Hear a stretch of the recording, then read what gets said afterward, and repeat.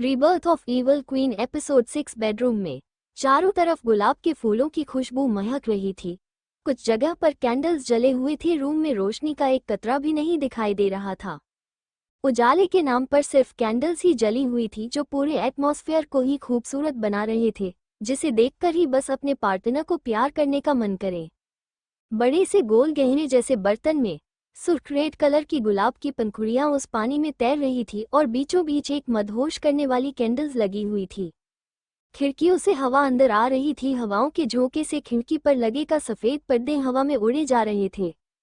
तरुण अपनी बाहों में दिया को उठा बाथरूम से रूम में एंटर हुआ। जैसे जैसे वो आगे बढ़े जा रहा था वैसे वैसे उसके पैरों के नीचे गुलाब की पंखुड़ियां आए जा रही थी। उस रूम में कमाल की बात तो ये थी कि जो तरुण का बेड था वो राउंड शेप का था, जिसे जमीन पर न होकर जमीन से एक हाथ ऊपर की ओर उठा हुआ था। उसके चारों साइड चेन्नई की मजबूत डोर बेड को मजबूती से बंधी हुई दिखाई दे रही थी, जिसका एक सिरा उस बेड के नीचे टक किया हुआ था और दूसरा ऊपर सीलिंग की ओर। राउंड शेप के बेड की साइड पर व्हाइट कलर के पर्दे लगे हुए थे जो हवा में उड़े जा रहे थे। बेड पर पूरी जगह पंखुड़ियां बिछी हुई थी जो कि इस रूम में एक अलग सी ही खुशबू बिखरे हुए थे। बेड पर व्हाइट कलर की चादर बिछी हुई थी और उसके ऊपर पंखुड़ियां सजाई हुई थी। रूम का डेकोरेशन देखकर दिया की आंखें फिर से खुली की खुली रह गई। उसने एक बार कहा था कि जब उसकी फर्स्ट नाइट हो तो ऐसी जगह पर हो जो बर्फ से ढकी हुई हो, उसके बीचों बीच राउंड शेप का बेड हो जो हवाओं में झूलता हुआ हो, और जैसे जैसे बेड हिल रहे वैसे वैसे उसके साइड में बने पर्दे हवाओं में उड़ते जा रहे हो। सफेद बर्फ पर फूलों की सजावट हो जो उस माहौल को और भी ज्यादा रोमांटिक बना रही हो। जैसे दिया एक पहेली थी वैसी ही उसकी विश भी साधारण नहीं हो सकती, लेकिन तरुण उसे पूरा करने के लिए कुछ भी कर सकता है।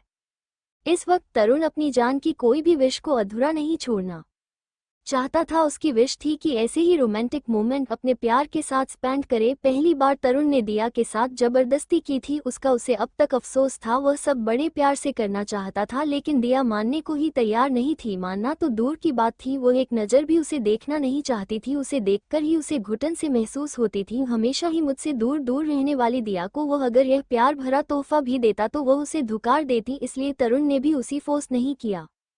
वो उसके फर्स्ट नाइट पर बड़े प्यार से पेश आना चाहता था। अगर दिया उसे उस वक्त गुस्सा ना दिलाती और वह भागने की कोशिश ना करती तो अब तक वह भी दिया के साथ जबरदस्ती नहीं करता, और दिया को उस वक्त किसी लड़की के साथ जाता देखकर तरुण का तो खून खोलने लगा और उसी गुस्से में तरुण ने दिया को अपना बना लिया। तरुण बड़े प्यार से दिया को उस झूलते हुए बेड पर लेटा देता है और उसके बगल में बैठ उसके माथे और होठों को चूम लेता है। दिया की आंखों में इस वक्त नमी छाई हुई थी। वो पिछले सालों को याद भी नहीं करना चाहती थी। अब वो सोचती थी तो उसे बहुत बुरा लगता था, और यह सब जानकर कि उसने तरुण के साथ क्या कुछ गलत नहीं किया, किस तरह का बर्ताव किया, इसी वजह से वो तरुण को टूटकर प्यार करना चाहती थी, इतना कि वो उन सालों की भरपाई कर दे। तरुण के होंठ दिया के क्लीवेज पर थे और उसके हाथ दिया की जिस्म पर, जिसे महसूस कर दिया अपनी आंखें बंद कर लेती हैं और तरुण को अपनी मनमानी की करने देती हैं। तरुण अपने एक हाथ से दिया के चेस्ट को अपने होठों से हल्का सा बाइट कर देता है, जिससे कि दिया के हाथ उस चादर पर कसते जा रहे थे और उसका हल्का सा परफेक्ट फिगर वाला शरीर ऊपर की तरफ उठे जा रहा था। दिया अपनी मदहोशी में अपने दांतों से होठों पर दबाव बनाए जा रही थी। जैसे जैसे तरुण के होठों के चेस्ट और ब्रेस्ट को बाइट करते वैसे वैसे दिया के होंठ पर भी दांतों से दबे जा रही थे। तरुण अपना एक हाथ दिया कर ब्रेस्ट को दबाकर एक बेस्ट को अपनी मुंह में ले सक किए जा रहा था, और कुछ वक्त ऐसे ही करने के बाद तरुण का हाथ धीरे धीरे कर उसकी कमर को सहला रहा था। साइड कॉफी टेबल पर रखे एक बाउल में कुछ स्ट्रॉबेरीज थी, जिसे तरुण अपने एक हाथ में उठा दिया के होठों पर रख देता है और उसे फिर से किस कर लेता है। लेकिन जैसे ही वो स्ट्रॉबेरी दिया के मुंह के अंदर जाती है उससे पहले ही तरुण अपनी जीभ से उसे वापस अपने मुंह में लेकर आता और मुझसे वैसे ही लगातार किस किए जा रहा था। फिर अपना एक हाथ बढ़ा तरुण उसी बाउल से एक और स्ट्रॉबेरी उठा लेता और फिर उसे दिया कि ब्रेस्ट की निप्पल पर न रखकर उसे अपने हाथों से क्रश कर देता है, और उसका रस धीरे धीरे कर दिया के चेस्ट से होते हुए उसकी बेस्ट और फिर ब्रेस्ट से होते हुए उसके निप्पल तक तरुण फिर स्ट्रॉबेरी को पूरी तरह ने निचोड़ लेता है। और फिर उसे तरुण अपने मुंह में ना रख कर दिया के होठों पर रख देता है, जिसे वो फिर से दिया को किस करते करते उसकी ब्रेस्ट और फिर उसके निप्पल को सक करता है, जिससे कि दिया की उस रूम में आहें गूंजती हैं। लेकिन उसकी सिसकारियों में एक ऐसी मदहोशी थी और ऐसा पागलपन और प्यार था जिसे दिया अच्छे से महसूस कर पा रही थी। दिया को तरुण का इस तरह से प्यार करना बेहद अच्छा लग रहा था। वह वैसे ही अपने हाथ चादर पर कसे हुए थे, उसकी आंखें इस वक्त बंद थी और उसके मुंह से सिसकारियों भरी आहें ही निकल रही थी।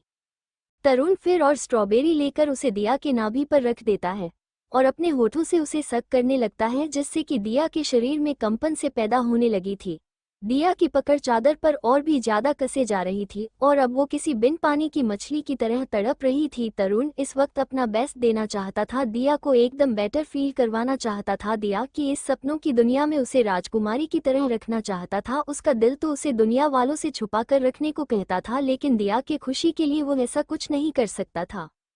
कुछ वक्त ऐसे ही दिया के नाभि को सक करने के बाद उसके दांत स्ट्रॉबेरी पर गड़ जाते हैं, लेकिन तरुण उसे एकदम से नहीं खाता। कुछ इस तरह से खाता है कि स्ट्रॉबेरी का रस धीरे धीरे कर दिया की नाभि पर गिरे जा रही थी। अपनी नाभि पर ठंडी सी चीज को महसूस कर एक बार फिर दिया की मन में गुस्सबम उठने लगे थे। दिया की पकड़ चादर पर इतनी जोरों से कसी जा रही थी कि अब उसके नाखून भी इस वक्त उखड़ने की कगार पर आ गए थे। उसकी सफेद उंगलियों अब पूरी तरह से रेड हो चुकी थी, जिसे देखकर ऐसा लगता था कि उसमें ही सारा खून इकट्ठा हुआ होगा। तरुण के होंठ और हाथ धीरे धीरे कर दिया की उस पार्ट की तरफ बढ़े जा रहे थे, जिससे दिया कभी बर्दाश्त न कर पाए। तरुण अपने हाथों से एक और स्ट्रॉबेरी उठा लेता है और उससे अपने मुंह में रख उस और देखता है, जिससे वो बड़े ही हसरत से पाना चाहता है। अपने मुंह को धीरे धीरे कर उस और ले जाकर दिया के प्राइवेट पार्ट पर रख देता है। तरुण के होंठ जैसे ही उस जगह टच होते हैं, वैसे ही दिया के मुंह से आह निकल जाती है।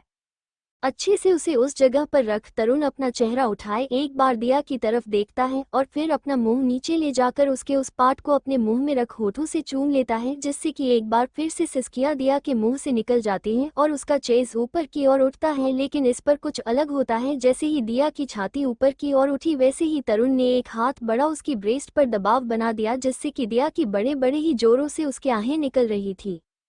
लेकिन अब तरुण रुकने वाला नहीं था। तरुण अपनी जीभ को उस सेंसिटिव पार्ट पर इस तरह से फिरा रहा था कि दिया खुद ब खुद हरकत कर रही थी। वह अपना हाथ आगे बढ़ा तरुण के बालों को नोच रही थी और उससे से रिक्वेस्ट कर रही थी, लेकिन तरुण उसकी रिक्वेस्ट को नजरअंदाज कर उसे अपनी जिभ से और भी ज्यादा सिडेक्टिव टोन में सहला रहा था, जिससे कि अब दिया की बर्दाश्त की हद टूटने लगी थी। दिया अपने मुंह से तरुण नाम इस तरह ले रही थी मानो उसके दिल में प्यार का अंकुर अभी अभी उमला हो। दिया की बॉडी अपने आप ही हरकतों में आ रही थी, लेकिन इस बात पर भी तरुण ने अपनी हरकतों को नहीं रोका और वैसे ही पूरी शिद्दत से उसे चूम रहा था। उसकी स्ट्रॉबेरी अब धीरे धीरे कर रस में बदल रही थी और वह रस दिया के सेंसिटिव पार्ट पर खून की तरह फैला हुआ था, जिसे देख तरुण और भी ज्यादा एक्साइटेड हुए जा रहा था और अपनी जीभ से और भी ज्यादा सक करने लगा था।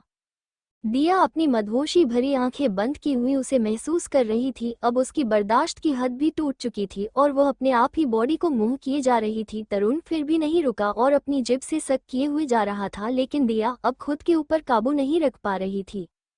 तरुण ने अपने साइड का एक बटन प्रेस कर दिया था, जिससे कि ऊपर की सीलिंग पूरी तरह से होल्ड हो चुकी थी और ऊपर से धीरे धीरे कर स्नो उस रूम में गिरी जा रही थी और जिस पेड़ पर अब तक शांति थी, वो पेड़ पर हल्का सा हिले भी जा रहा था, जिससे कि उसमें लगे पर्दे हवाओं में उड़ी जा रही थी। दिया अपनी आंखें बंद की हुई थी। सभी दरवाजे खिड़कियां लॉक हो चुकी थी। अब ऊपर की सीलिंग ही खुली हुई थी और उस पर एक ग्लास की परत चढ़ चुकी थी। तरुण दिया की ज्यादा मूवमेंट देख बिना देरी की अपनी हाथों की 2 उंगलियां को दिया के अंदर इंटर कर देता है, जिससे कह दिया की चीख निकल जाती है। अच्छे से उसे उस जगह पर रख तरुण अपना चेहरा उठाए एक बार दिया की तरफ देखता है और फिर अपना मुंह नीचे ले जाकर उसके उस पार्ट को अपने मुंह में रख होठों से चूम लेता है, जिससे कि एक बार फिर से सिसकियां दिया के मुंह से निकल जाती हैं और उसका चेज ऊपर की ओर उठता है। लेकिन इस पर कुछ अलग होता है। जैसे ही दिया की छाती ऊपर की ओर उठी, वैसे ही तरुण ने एक हाथ बड़ा उसकी ब्रेस्ट पर दबाव बना दिया, जिससे कि दिया की बड़े बड़े ही जोरों से उसकी आहें निकल रही थी। लेकिन अब तरुण रुकने वाला नहीं था। तरुण अपनी जीभ को उस सेंसिटिव पार्ट पर इस तरह से फिरा रहा था कि दिया खुद ब खुद हरकत कर रही थी। वह अपना हाथ आगे बढ़ा तरुण के बालों को नोच रही थी और उससे से रिक्वेस्ट कर रही थी, लेकिन तरुण उसकी रिक्वेस्ट को नजरअंदाज कर उसे अपनी जिभ से और भी ज्यादा सिडेक्टिव टोन में सहला रहा था, जिससे कि अब दिया की बर्दाश्त की हद टूटने लगी थी। दिया अपने मुंह से तरुण नाम इस तरह ले रही थी मानो उसके दिल में प्यार का अंकुर अभी अभी उमला हो। दिया की बॉडी अपने आप ही हरकतों में आ रही थी, लेकिन इस बात पर भी तरुण ने अपनी हरकतों को नहीं नहीं रोका और वैसे ही पूरी शिद्दत से उसे चूम रहा था। उसकी स्ट्रॉबेरी अब धीरे धीरे कर रस में बदल रही थी और वह रस दिया के सेंसिटिव पार्ट पर खून की तरह फैला हुआ था, जिसे देख तरुण और भी ज्यादा एक्साइटेड हुए जा रहा था और अपनी जीभ से और भी ज्यादा सक करने लगा था। दिया अपनी मदहोशी भरी आंखें बंद की हुई उसे महसूस कर रही थी। अब उसकी बर्दाश्त की हद भी टूट चुकी थी और वह अपने आप ही बॉडी को मुंह किए जा रही थी। तरुण फिर भी नहीं रुका और अपनी जिभ से सक किए हुए जा रहा था, लेकिन दिया अब खुद के ऊपर काबू नहीं रख पा रही थी। तरुण ने अपने साइड का एक बटन प्रेस कर दिया था, जिससे कि ऊपर की सीलिंग पूरी तरह से होल्ड हो चुकी थी और ऊपर से धीरे धीरे कर स्नो उस रूम में गिरी जा रही थी और जिस पेड़ पर अब तक शांति थी वो पेड़ पर हल्का सा हिले भी जा रहा था, जिससे कि उसमें लगे पर्दे हवाओं में उड़ी जा रही थी। दिया अपनी आंखें बंद की हुई थी। सभी दरवाजे खिड़कियां लॉक हो चुकी थी। अब ऊपर की सीलिंग ही खुली हुई थी और उस पर एक ग्लास की परत चढ़ चुकी थी। तरुण दिया की ज्यादा मूवमेंट देख बिना देरी की अपनी हाथों की 2 उंगलियां को दिया के अंदर इंटर कर देता है, जिससे कह दिया की चीख निकल जाती है। It's painful baby, please stop. आह।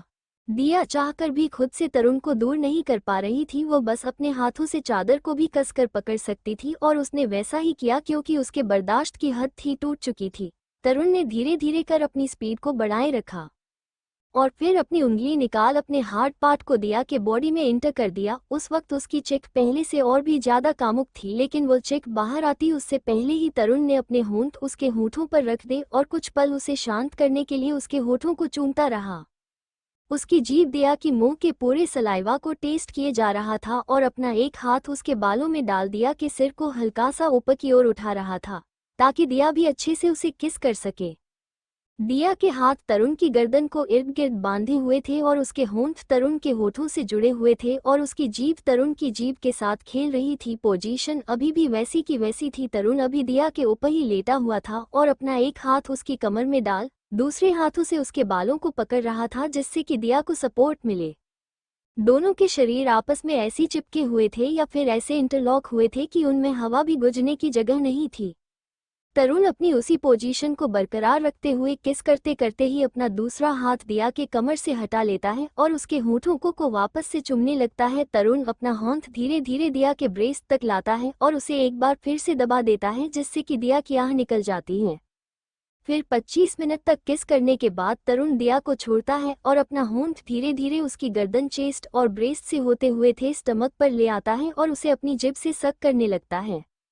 कुछ देर सक करने के बाद फिर से तरुण अपने होंठ वहां से हटा देता है और अपने दोनों हाथों से दिया के हाथों को ब्लॉक कर देता है और फिर धीरे धीरे अपने स्पीड को बढ़ाने लगता है। दिया के सॉफ्ट पार्ट के अंदर पहले से ही तरुण का हार्ड पार्ट मौजूद था।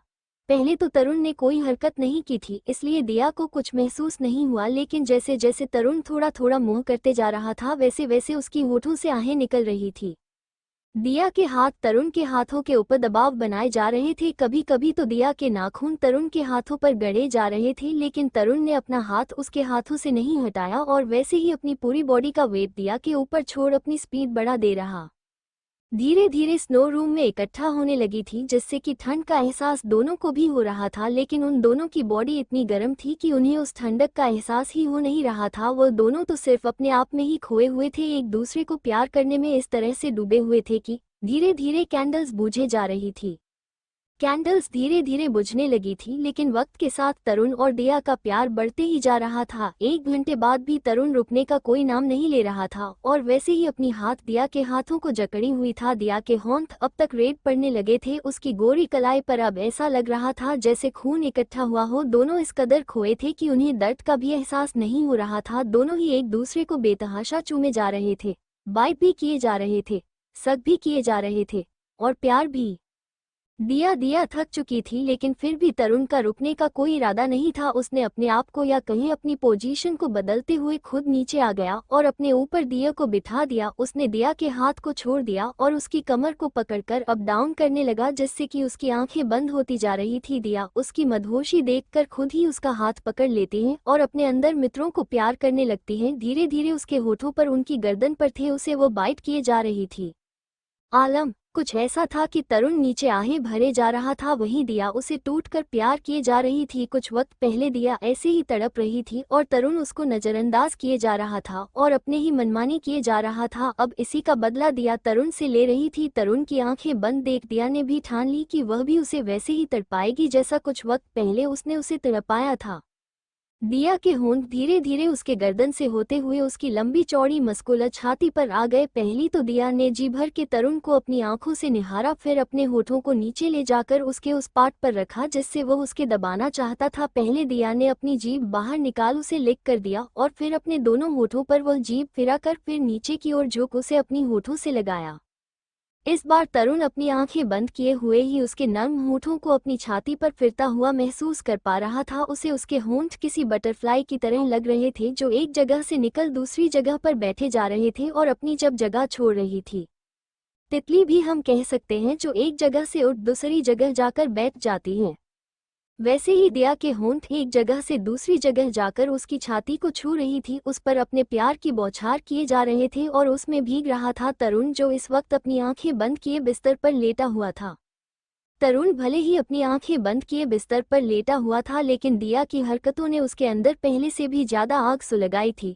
उसके हाथ धीरे धीरे चादर पर कसे जा रहे थे। वह दिया का होंठ बिल्कुल भी पकड़ना नहीं चाहता था क्योंकि दिया के नाजुक मखमली कमजोर हाथ उसकी पकड़ने से ही लाल पड़ जाते। वह नहीं चाहता था कि दिया को वो हल्की किसी भी खुद की वजह से चोट पहुंचाए। रूम में अंडरस्कोप कुछ देर चेकअप करने के बाद डॉक्टर केबिन से बाहर आती हैं और सामने खड़े अविनाश को देखकर कहती हैं, मिस्टर मित्तल, अंडरस्कोप, लगता है मैम किसी चीज का बहुत बड़ा सदमा लगा हुआ है जिसकी वजह से वह बेहोश हो चुकी हैं। डरने की कोई बात नहीं है, हमने उन्हें इंजेक्शन दे दिया है, थोड़ी देर बाद उन्हें होश आ जाएगा। बात का ख्याल रखिए कि वो ज्यादा स्ट्रेस ना ले, नहीं तो उनकी हेल्थ के लिए अच्छा नहीं होगा।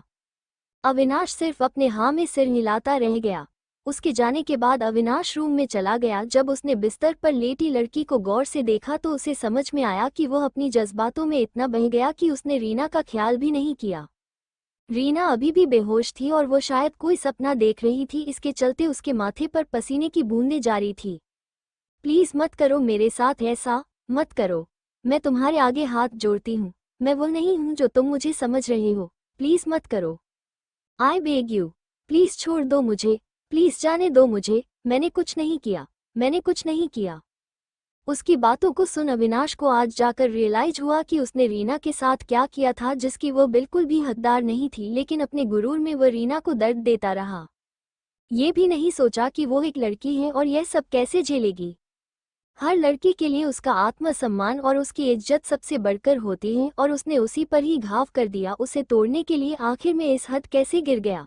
मैं रीना के साथ ऐसा कैसे कर सकता हूँ, ये सोचकर ही उसका मन गिल्ट से भर गया। वह आया तो था यहाँ रीना को सजा देने, उसने जो उसे छोड़कर गलती की थी उसका वो हर दिन हर घंटे हर मिनट का हिसाब रीना से लेना चाहता था। लेकिन रीना की हालत देख अब उसे अपने आप पर ही गुस्सा आ रहा था कि उसने रीना को इस हद तक मेंटल टॉर्चर किया कि वह पास आने पर भी कुछ नहीं करती। वैसे की खड़ी रहती। वो एक नज़र रीना को देखता है जो अभी भी बुदबदा रही थी। वो उसके पास उसके सर के सिरहाने बैठकर अपना एक हाथ उसके बाद बालों पर फेराने लगा और उसके कान के पास जाकर धीरे से कहने लगा, अंडरस्को सॉरी माय लव। शायद ये शब्द कहने मैंने बहुत देर कर दी, मुझे मेरी गलती का एहसास है, इसलिए मैं तुम्हें अब दुनिया की हर वो खुशी दूंगा जिसकी तुम हकदार हो। तुमने अविनाश के गुस्से की हद देखी है, लेकिन तुम अब देखोगी उसके प्यार को पाने की सनक और जुनून जो तुम्हें खुद मुझ तक लाएगा।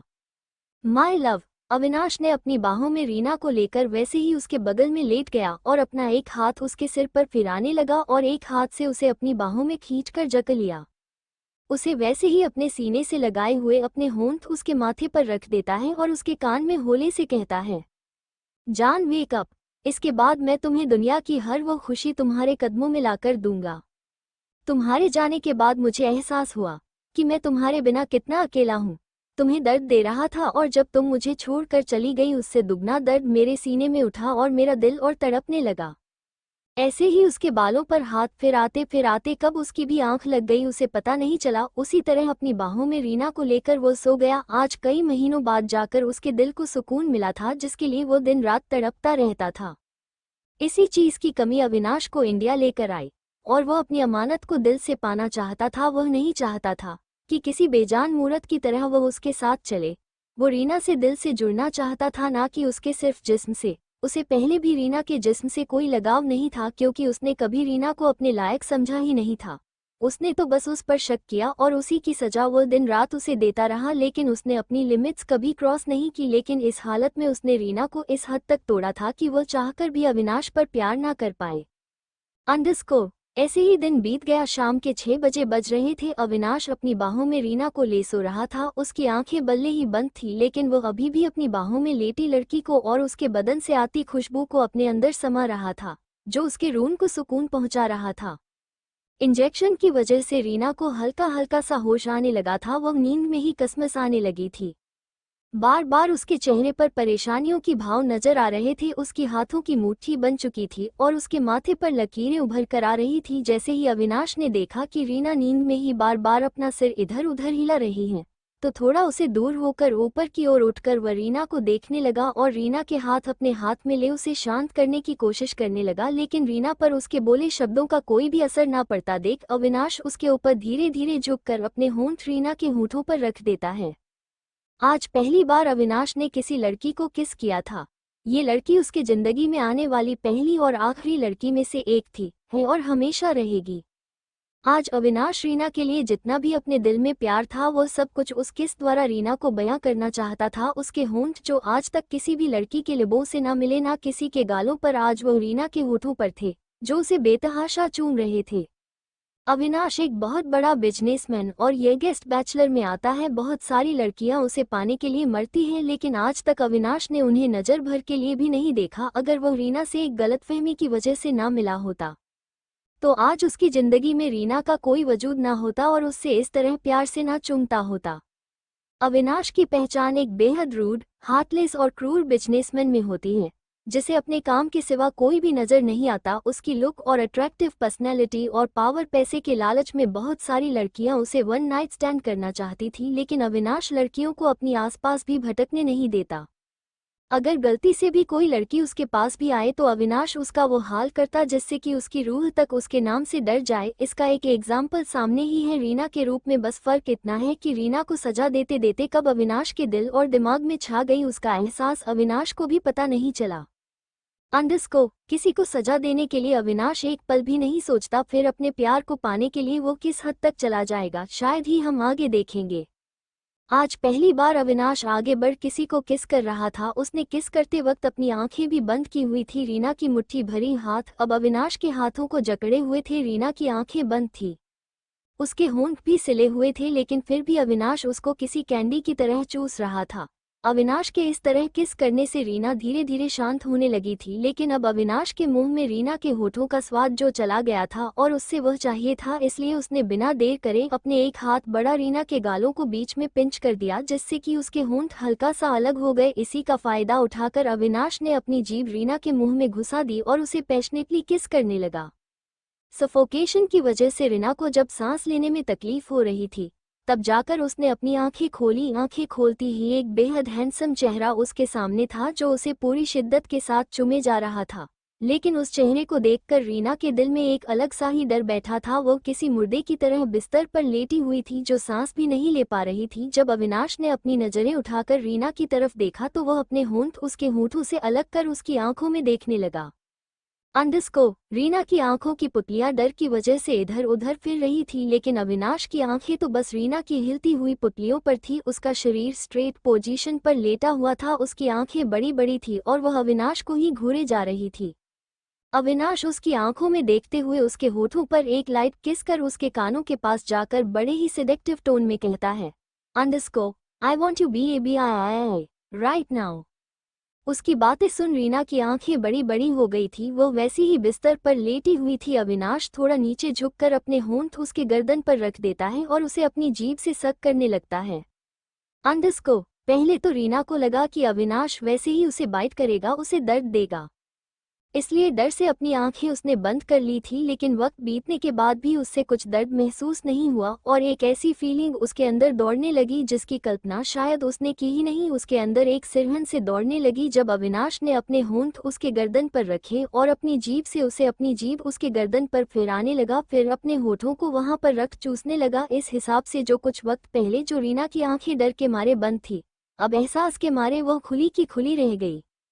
ऐसा नहीं था कि रीना ने एहसास अभी ही जिया हो, रीना तो इससे भी बदतर हालत में अविनाश के सामने थी, लेकिन एक पल के लिए भी अविनाश का ईमान नहीं डोला या फिर उसकी खूबसूरती को देखकर उसके ऊपर चढ़ा।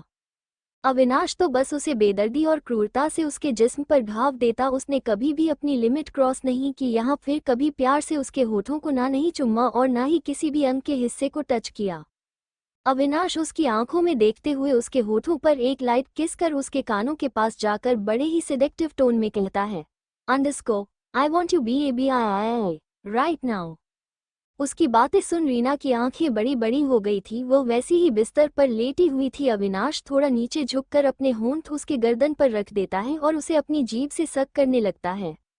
अंडरस्को। पहले तो रीना को लगा कि अविनाश वैसे ही उसे बाइट करेगा, उसे दर्द देगा, इसलिए डर से अपनी आंखें उसने बंद कर ली थी, लेकिन वक्त बीतने के बाद भी उससे कुछ दर्द महसूस नहीं हुआ और एक ऐसी फीलिंग उसके अंदर दौड़ने लगी जिसकी कल्पना शायद उसने की ही नहीं। उसके अंदर एक सिरहन से दौड़ने लगी जब अविनाश ने अपने होंठ उसके गर्दन पर रखे और अपनी जीभ से उसे अपनी जीभ उसके गर्दन पर फिराने लगा, फिर अपने होठों को वहां पर रख चूसने लगा। इस हिसाब से जो कुछ वक्त पहले जो रीना की आंखें डर के मारे बंद थी, अब एहसास के मारे वह खुली की खुली रह गई।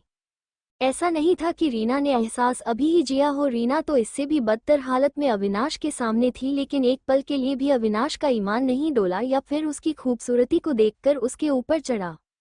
अविनाश तो बस उसे बेदर्दी और क्रूरता से उसके जिस्म पर घाव देता, उसने कभी भी अपनी लिमिट क्रॉस नहीं की, यहाँ फिर कभी प्यार से उसके होठों को ना नहीं चुम्मा और ना ही किसी भी अंग के हिस्से को टच किया।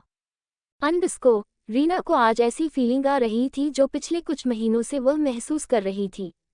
रीना डर रही थी अगर उसने अविनाश को रोकने के लिए अपने हाथ बढ़ाया तो वह गुस्से में आकर उसके साथ कुछ गलत ना कर दे। रीना के दिल में अविनाश के नाम का इस तरह से डर बैठ चुका था कि वह चाह कर भी अपने दिल और दिमाग से उसे हटा नहीं पा रही थी। अविनाश का टॉर्चर उसके दिमाग में इस तरह से बैठ चुका था कि अगर उसने उसके खिलाफ एक भी कदम उठाया तो वह खुद ही नहीं जानती कि उसके साथ क्या होगा। भले ही वह मॉरिशस छोड़कर इंडिया आ चुकी थी, लेकिन कुछ जख्म ऐसे होते हैं जो कभी नहीं भरते और जो डर हमारे अंदर तक बैठा हुआ था वो हम चाह कर भी नहीं निकाल पाते। रीना के दिल में अविनाश के लिए कोई भी फीलिंग्स नहीं थी, वह तो बस सिर्फ उससे डर रही थी।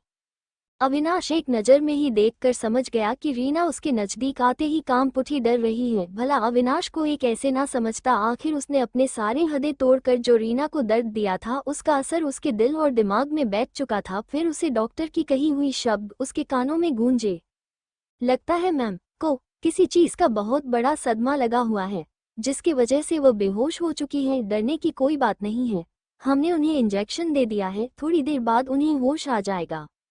बात का ख्याल रखिए कि वो ज़्यादा स्ट्रेस ना ले, नहीं तो उनकी हेल्थ के लिए अच्छा नहीं होगा। रीना भले ही खुद को शांत दिखाने की कोशिश कर रही थी, लेकिन उसकी वो बंद होती हुई सांसें देखकर ही अविनाश समझ गया कि डर की वजह से वह अपनी सांसें भी नहीं ले रही। इसलिए अविनाश आगे बढ़ उसके कानों में कहता है, अंडरस्को बेबी, अगर तुमने मुझसे डरना बंद नहीं किया तो ये तुम्हारे लिए अच्छा नहीं होगा, सोच लो। रीना जब से अविनाश से मिली है तब से उसने अपने मुंह से एक भी शब्द नहीं निकाला और अब ऐसी ही अपनी बड़ी बड़ी आंखें कर अविनाश को देखे जा रही थी। ना ही उसके मुंह से शब्द निकल रहे थे और ना ही उसके हाथ पैर कुछ मूवमेंट्स कर रहे थे। इसे देखकर अविनाश थोड़ा फ्रस्ट्रेशन होने लगा था, लेकिन ये सब उसने ही उसे करने पर मजबूर किया था। ये सोचकर उसे अपने आप पर ही गुस्सा आने लगा। अंडरस्को नहीं, अगर यह मुझसे ऐसी ही डरती रहेगी तो यह मुझसे कभी भी प्यार नहीं करेगी। अरे ऐसे ही मुझसे दूर दूर भागती रहेगी और मैं ये बिल्कुल नहीं चाहता कि मेरी जान मुझसे दूर रहे, भले ही मुझे फिर उसके सामने पहले वाला ही अविनाश बनकर क्यों ना दिखाना पड़े। कुछ सोचकर फिर अविनाश के चेहरे पर एक मुस्कान छा गई। वह रीना से थोड़ा दूर हटकर टेबल पर से फ़ोन उठा किसी को कॉल कर देता है, फिर थोड़ी देर बाद बात करने के बाद कॉल कट कर देता है। फिर पीछे मुड़ रीना को देखता है जो अभी भी वैसे ही बिस्तर पर लेटी हुई थी और ऊपर की तरफ बस देख रही थी। अविनाश उसके पास जाकर उसके बगल में बैठकर अपना हाथ बढ़ा के उसके बालों को सहलाता है और उसे कहता है, अंडरस्को जान, मैं जानता हूँ कि यह तुम्हारी हालत मेरी वजह से हुई है और मैं ही इसका जिम्मेदार हूँ, इसलिए अब मैं ही सब कुछ ठीक कर दूंगा, तुम्हें वैसा ही पहले जैसा बना लूंगा, बिल्कुल हंसती खेलती गुड़िया की तरह। मैं जानता हूँ कि तुम अभी मुझसे डर रही हो, लेकिन एक दिन ऐसा आएगा तुम खुद चलकर मेरे बाहों में आओगी और खुद ही मुझे किस करोगी। इस बार ना ही डर होगा और ना ही जबरदस्ती होगी, होगा तो सिर्फ प्यार तुम्हारे और मेरे बीच। धीरे धीरे वक्त बीत गया। रात के 10 बजे बज चुके थे, लेकिन फिर भी रीना ने अपने मुंह से एक आवाज भी ना निकाली। अविनाश आगे बढ़ रीना को अपनी बाहों में उठा बाहर की ओर चला जाता है और जैसी वो कंपनी के बाहर आता है उसके सामने एक BMW कार आकर रुकती है। उसमें बैठकर वो सीधा अपने विला की ओर चला जाता है। अविनाश जैसे ही इंडिया पहुंचा था तभी उसने असिस्टेंट से कहकर अपने लिए एक विला खरीदने को कह दिया था। अविनाश आज से पहले कभी इंडिया नहीं आया था, उसका फर्स्ट टाइम था जो किसी लड़की के लिए वो इंडिया आया था। अपना काम छोड़कर बस उसका प्यार है उसे यहाँ इंडिया खींचकर लाया था।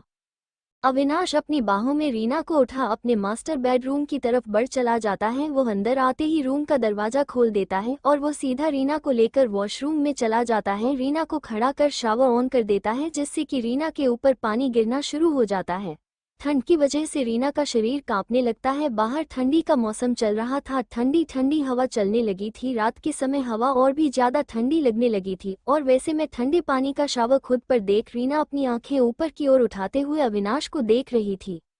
रीना अपनी खाली आंखों से बस अविनाश को ही देखे जा रही थी। अविनाश कब से उसका भीगा बदन ही देख रहा था। आज पहली बार जाकर उसे ऐसा लग रहा था कि उसने इस खूबसूरती को नजरअंदाज कर दिया था जो कब से उसके पास थी।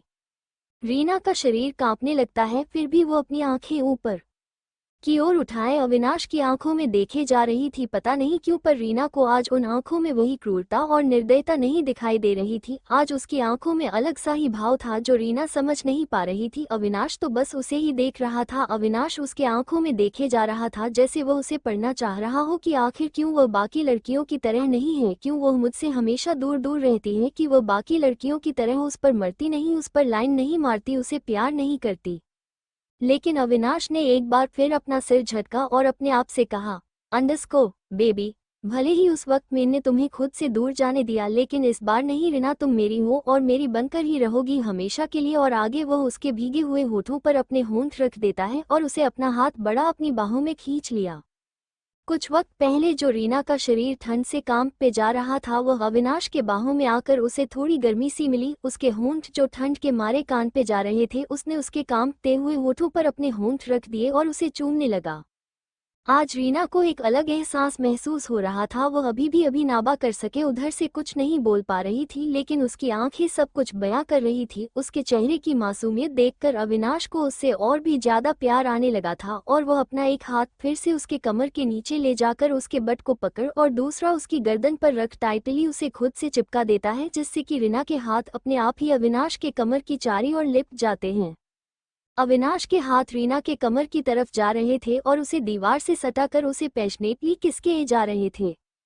रीना अपनी आंखें फाड़े बस अविनाश को ही देखे जा रही थी जो उसे चूमने में बहुत बिजी था। अविनाश की नज़र उसकी नज़र से मिली तो वह उसके होठों से अलग हो धीरे से उसकी कानों में कहता है, बेबी, लगता है तुम्हें सब कुछ सिखाना पड़ेगा, वह भी शुरू से।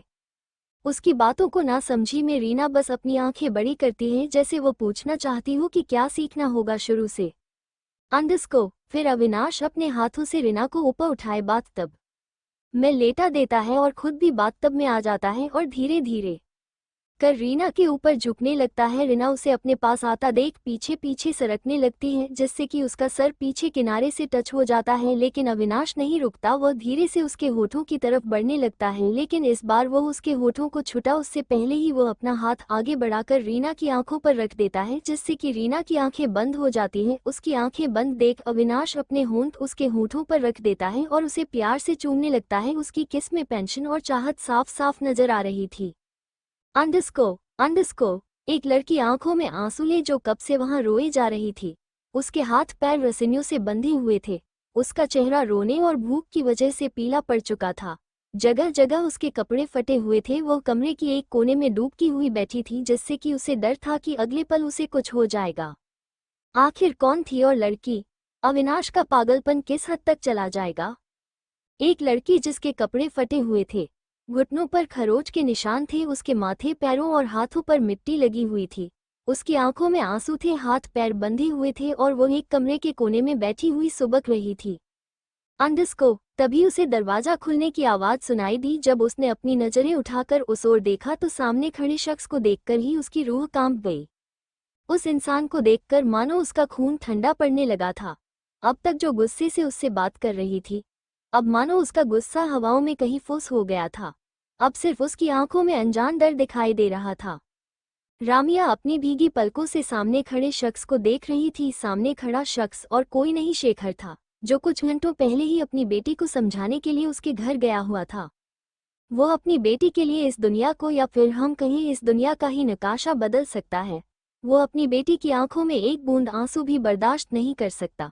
शेखर अंडरवर्ल्ड की दुनिया में एक बेरहम बादशाह के नाम से जाना जाता था, लेकिन उसकी एक ही कमजोरी थी, वह थी सिर्फ उसकी एंजल, यानी कि उसकी बेटी, जो उसके प्यार की निशानी है।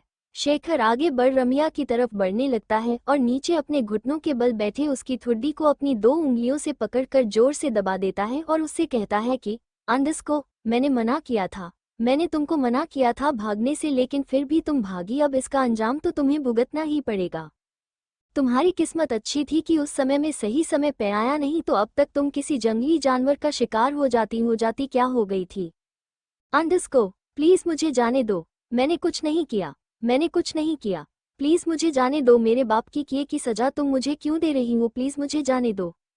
इस बार रमिया की आंखों में आंसू थे। उसके सामने खड़े बेरहम इंसान का वो डरावना रूप वो पहले ही जंगल में देख चुकी थी। अब उसकी दिल दिमाग में शेखर का डर बैठ चुका था। वो चाहकर भी उसको उकसाना नहीं चाहती थी। पता नहीं वो पागल आदमी उसके साथ क्या करेगा, या जान से ही मार दे उसको उन लोगों की तरह। शेखर फिर भी पत्थर दिल बनकर उसके बहते हुए आंसू को देख रहा था। उसे कोई भी फर्क नहीं पड़ रहा था कि वो उसके सामने कितना भी रोए या चिल्लाए। वो अपनी एक फिंगर से उसकी आंसुओं को अपनी उंगलियों से पोंछकर कहता है, अंडस को ठीक है, मैं तुम्हें जाने दूंगा, लेकिन मेरी एक शर्त है। उसकी बात बिना सुने ही रामिया हकलाते हुए बोलती है, मुझे मंजूर है, तुम जो भी कहोगे वो मैं करूंगी, लेकिन प्लीज मुझे जाने दो। मैं इस तरह घुट घुट के नहीं जी सकती। मैंने कुछ भी नहीं किया है जो तुम मुझे इस तरह सजा दे रही हो। मिस रामिया अंडस को, मैं ऐसे ही अंडरवर्ल्ड का किंग नहीं हूँ जो तुम्हारे इन चिकनी चुपड़ी बातों से पिघल जाऊंगा। कुछ देर बाद मेरा असिस्टेंट एक कॉन्ट्रैक्ट लेकर आएगा, उस पर चुपचाप साइन कर देना, और हाँ, अच्छे से पढ़ भी लेना। जब तुम उसको फॉलो करोगी तब तक तुम जिंदा रहोगी, लेकिन जिस वक्त तुमने उस कॉन्ट्रैक्ट के खिलाफ कुछ भी किया तो मैं तुम्हारी जान की गारंटी नहीं दूंगा। इतना कह वहां से चला जाता है।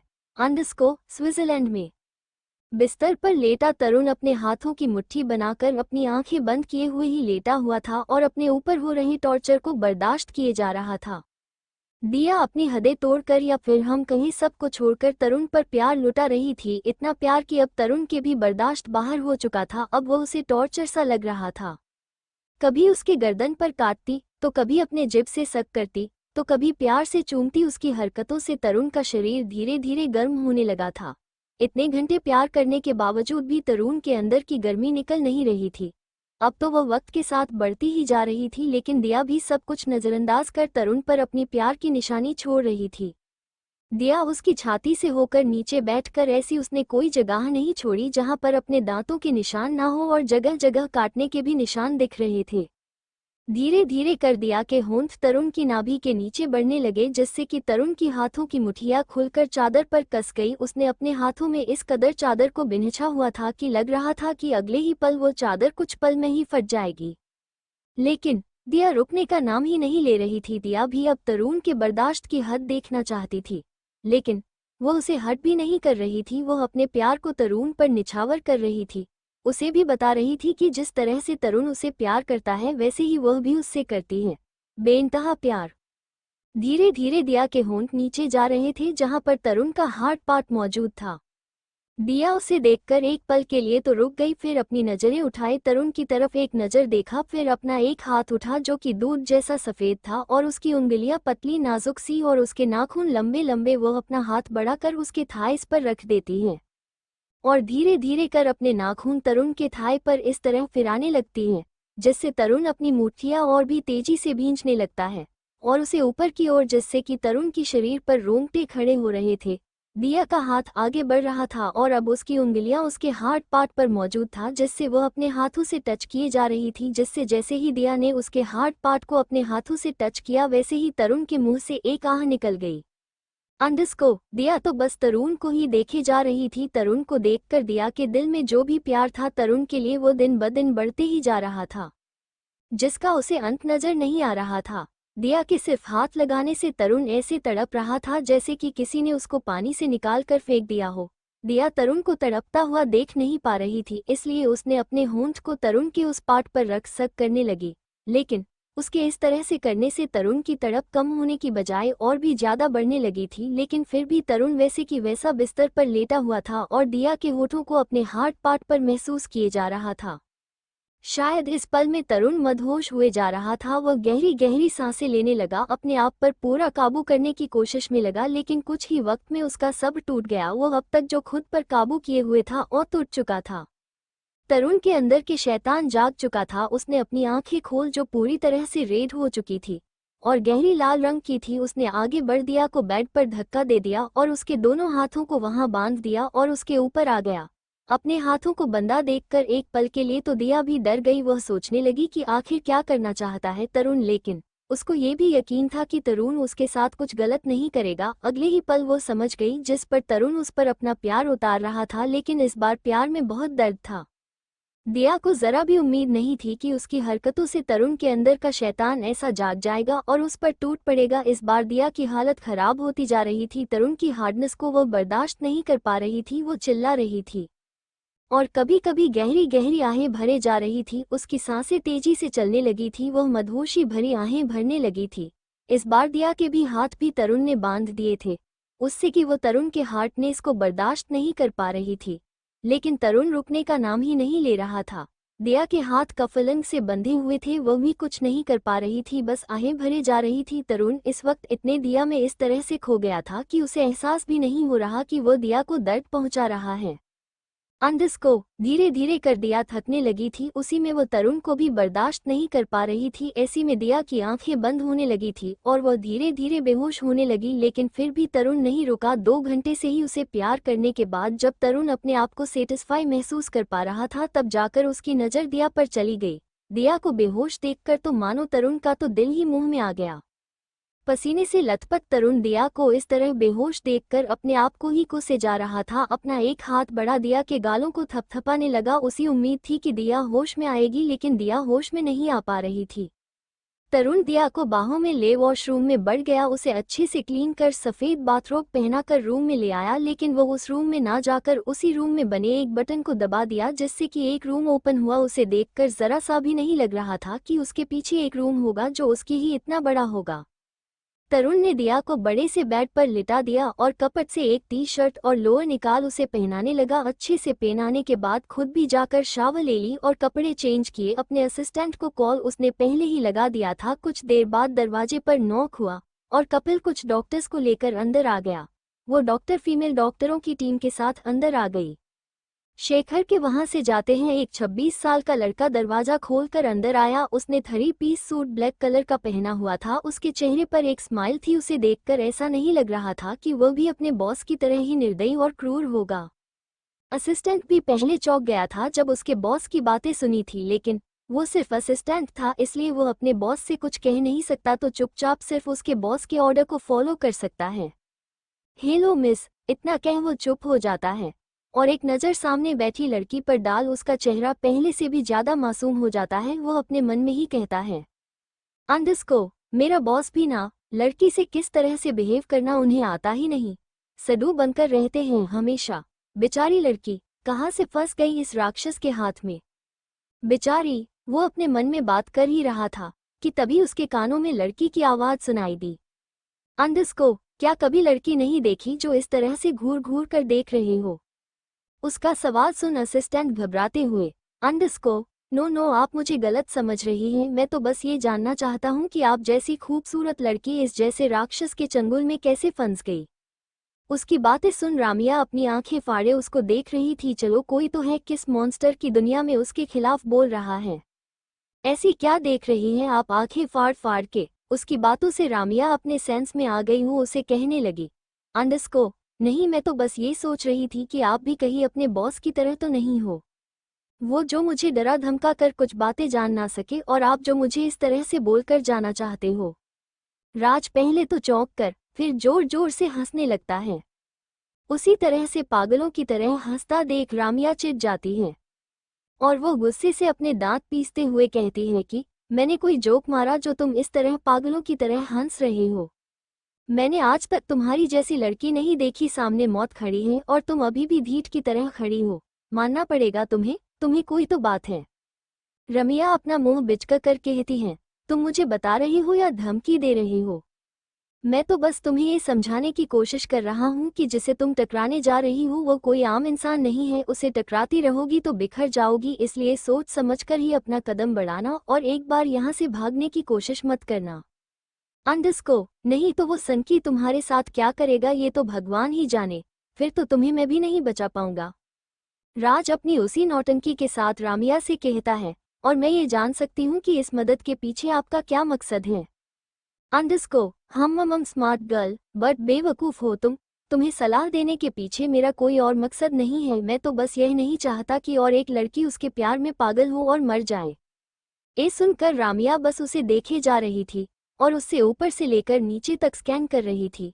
वो समझना चाहती थी कि उसके सामने खड़ा हुआ शख्स सच बोल रहा है या झूठ। अंडरस्को, ऐसे मत देखो मुझे, माना कि मैं हैंडसम हूँ, लेकिन इस तरह खुलेआम किसी हैंडसम लड़के को छेड़ना किसी लड़की को शोभा नहीं देता। उसकी बातें सुन रामिया तो बस अपना मुंह खोले बस उसी से देखे जा रही थी। वो अपने सामने खड़े बेवकूफ़ इंसान को देख रही थी और कह रही थी, अंडरस्को, आपका नाम क्या है और आपको ऐसा क्यों लग रहा है कि मैं आपको ताड़ रही हूँ? अंडरस्को, अजी यह मैं नहीं कह रहा, ये तो तमाम लड़कियों की नज़र कह जाती है और इस नाचीज़ को राज ओहुजा कहते हैं। आप तो इतनी मजाक किया है और इतनी अच्छी इंसान, आप कैसे उस राक्षस के असिस्टेंट बन गए? रामिया भी उससे सवाल करने से अपने आप को नहीं रोक पाए। अंडरस्को, वैसे आपने सही कहा, मैं भी उस राक्षस से पक चुका हूँ। हर बार मुझ जैसे मासूम बच्चे पर जुल्म डालता है, एक बार भी छुट्टी नहीं देता और दिन रात काम करवाता है, लेकिन क्या करें यार, है तो करना ही पड़ता है।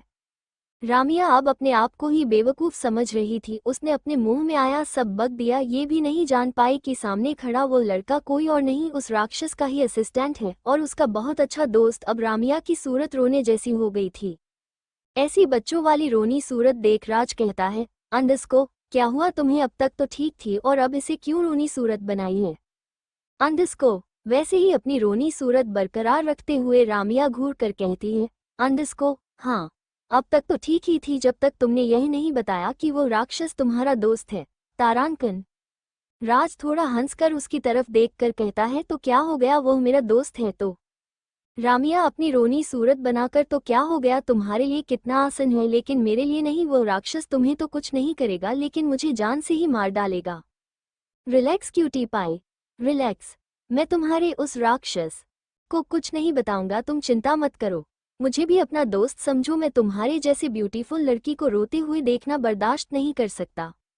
Because my heart is very big, you know Cinderella. अब ए सिंड्रेला कौन है? समझा करो क्यूटी पाई। इतना सुनकर हमें अपना सिर हाँ में हिला देती है और उसे पूछती है कि वो राक्षस जाने से पहले मुझे किसी कॉन्ट्रैक्ट के बारे में बता रहा था, लेकिन वो कॉन्ट्रैक्ट किस चीज़ का है वो उसने नहीं बताया, तुम इस बारे में क्या जानते हो? अब तक जो मजाकिया राज था वो उसकी बातों से सीरियस हो गया और उसे देखकर कि नहीं लगा। अंडरस्को, शायद मुझे लगता है तुम उस कॉन्ट्रैक्ट को खुद ही पढ़ लो, फिर तुम्हें सब कुछ समझ आ जाएगा। राज का सीरियस फेस देखकर रामिया भी सीरियस हो गई और वो अपने मन में कहती है, आखिर उस राक्षस ने किसका कॉन्ट्रैक्ट बनाया है कि राज भी सीरियस हो गया। भले ही उसे राज से मिले आधा घंटा भी नहीं हुआ, लेकिन फिर भी रामिया को राज से पॉजिटिव फीलिंग सारी थी। जिस तरह से शेखर को देखकर रामिया की दिल की धड़कनें बढ़ जाती हैं और उसके हाथ पैर कांपने लगते हैं, वो उससे डर जाती है। लेकिन राज के मामले में ऐसा कुछ नहीं था। राज उसको एक अच्छा लड़का लग रहा था और उसके बोलने से भी रामिया को पता चल गया कि वो उसका दोस्त होकर भी उसकी तरह नहीं है। राज आगे बढ़कर अपने हाथ में रखे ब्रीफकेस कुछ पेपर्स निकाल रामिया की तरह बढ़ा देता है। रामिया अपने बंद हुए हाथ से थोड़ा ऊपर कर उसके हाथों से पेपर्स ले लेती है और देखने लगती है कि उस पेपर में आखिर क्या लिखा है। अंडरस्को जैसे जैसे वो उस पेपर में लिखी बातों को पढ़ने लगती है वैसे वैसे रामिया का पारा हाई होने लगता है और उसका चेहरा गुस्से से काला पड़ने लगता है और वो जोर से चिल्ला कर कहती है कि अंडरस्को व्हाट द हेल। उस राक्षस की इतनी हिम्मत हो गई कि अब वह मुझसे इस तरह से भी टॉर्चर करेगा। उसने आखिर मुझको समझ के क्या रखा है? मैं उसके हाथों की कोई कठपुतली हूँ जो उसका मन करे तब मुझे नचाए और जब मन कहीं फेंक दे। एक ऐसा बेहुदा कॉन्ट्रैक्ट लेकर मेरे सामने आए हो, लेकर जाओ यहाँ से वरना मैं उस राक्षस को। इतना कह रामिया राज की तरफ देखकर कहती है अंडरस्को बता देना अपने उस बॉस से रामिया अपने सेल्फ रिस्पेक्ट के लिए कुछ भी कर सकती है लेकिन अपनी जिंदगी के लिए किसी के सामने झुकना उसे मंजूर नहीं। राज जब अपने सामने बैठी झांसी की रानी को देख रहा था, कुछ वक्त पहले भी वो उसके साथ कितनी हंसी मजाक से बात कर रही थी, थोड़े गुस्से और रूड तरीके से भी बात कर रही थी, लेकिन उसका एक काली माँ वाला रूप देखकर तो राज भी घबरा गया। आज उसमें उसके ही बॉस की छवि देख रही थी। शेखर भी गुस्से में होता है तो ऐसे ही सामने वाले पर चिल्लाकर अपना गुस्सा निकालने लगता है। राज आगे बढ़कर उसको रिलैक्स कराने की कोशिश करता है और कहता है रिलैक्स क्यूटी पाई रिलैक्स, अगर तुम इस कॉन्ट्रैक्ट के लिए राजी नहीं हो तो मैं अपने बॉस को बता देता हूँ, लेकिन इतना हाइपर मत हो। मैं उसे समझा दूंगा कि वो तुम्हारे साथ ऐसा कुछ ना करे। रामिया को राज की बातों से कुछ दिलासा तो मिल गया था लेकिन वो अभी भी उस पेपर को देख रही थी जिस पर बड़े बड़े अक्षरों में लिखा था कॉन्ट्रैक्ट मैरिज। ये देखकर ही रमिया की आंखें लाल से भी ज्यादा रेड दिखाई देने लगी और उसका गुस्सा भी शांत होने का नाम नहीं ले रहा था।